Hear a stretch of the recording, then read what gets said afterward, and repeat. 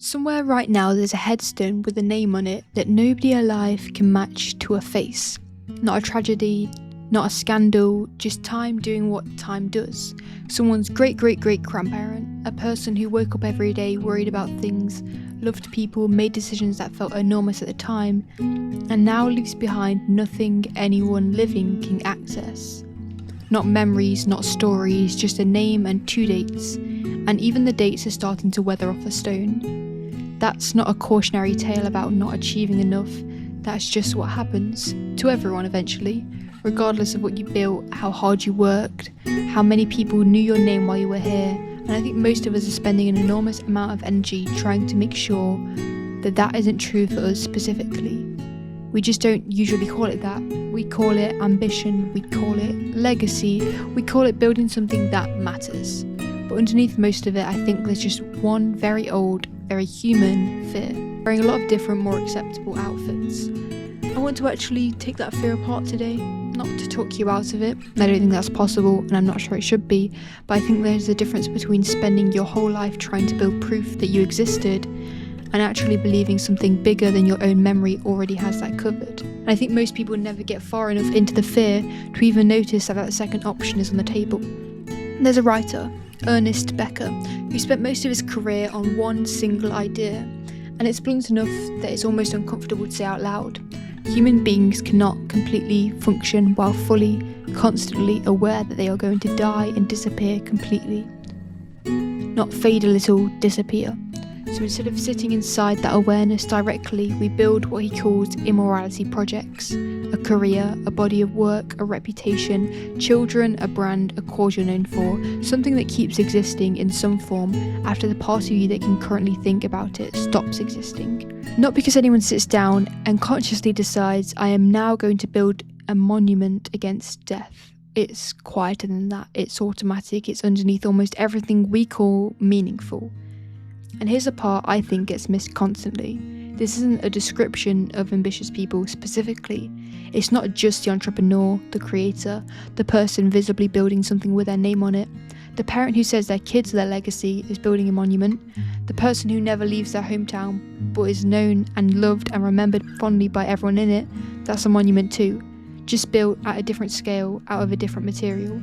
The person obsessed with being a good ancestor, the person who wants their name on a building, the person who wants to be spoken about kindly at their own funeral, all of it is the same mechanism, running at different volumes, which means the fear itself isn't unusual and it isn't a personal flaw, and it's definitely not something you need to feel embarrassed about.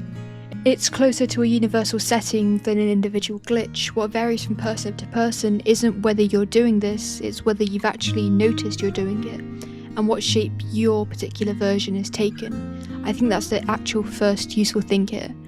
Because most of us never examine our own monument, we just build it, instinctively, brick by brick, and then call the building just what I care about, or just who I am, without ever asking what is it actually for. So ask yourself, honestly, what's yours? Not what you say if someone asks you what your goals are at a dinner party, the real one, the thing that if it failed completely, wouldn't just disappoint you, it would feel like something deeper, a proof about your entire existence. That's usually the monument, that's usually where the real fear is quietly buried, structurally load-bearing, holding up a lot more than it looks like it is.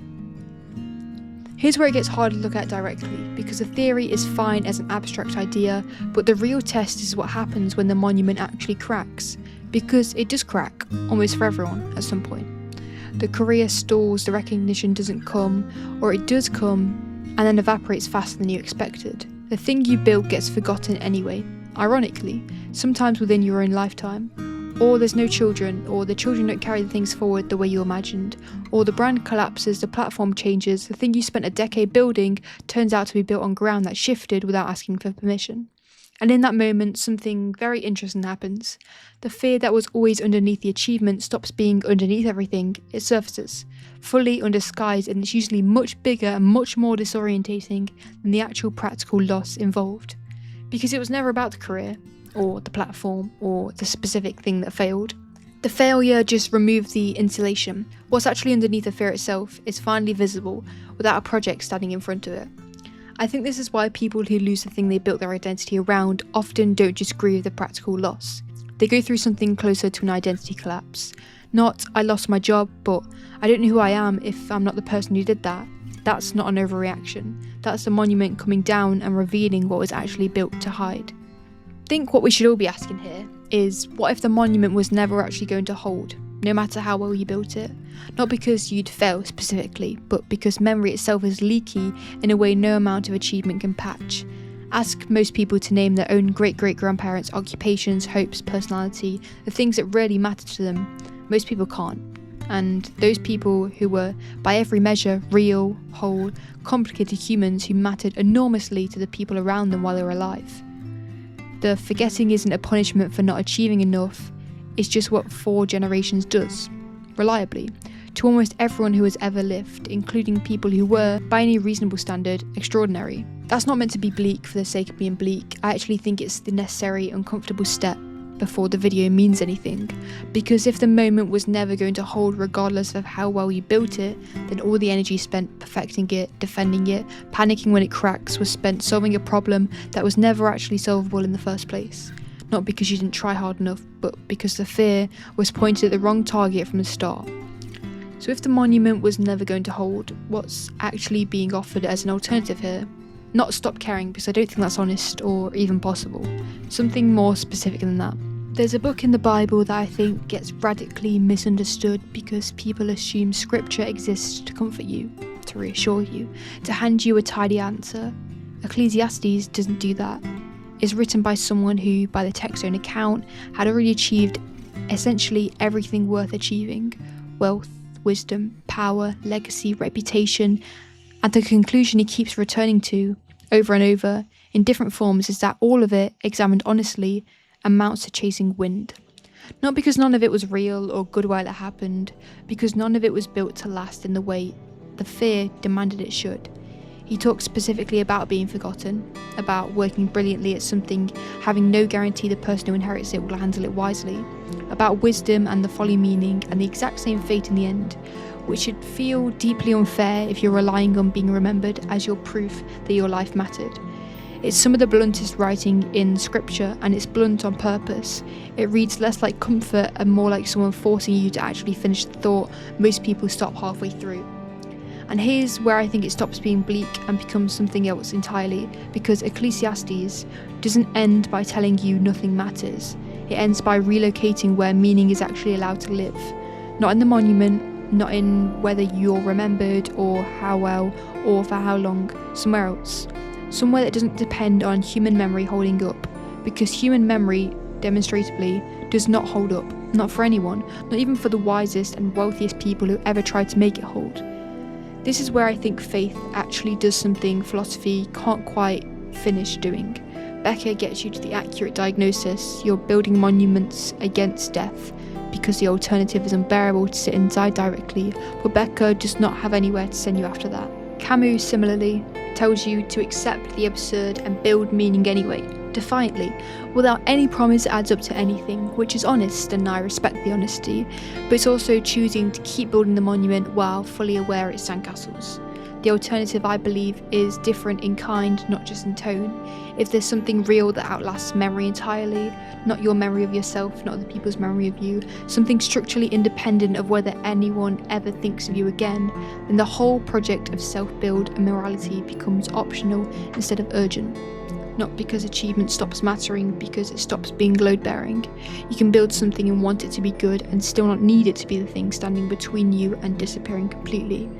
I'm not saying that to convert anyone watching this, and I'd actually ask you to sit with it as a real intellectual challenge, rather than dismiss it as the expected ending to a faith-adjacent video.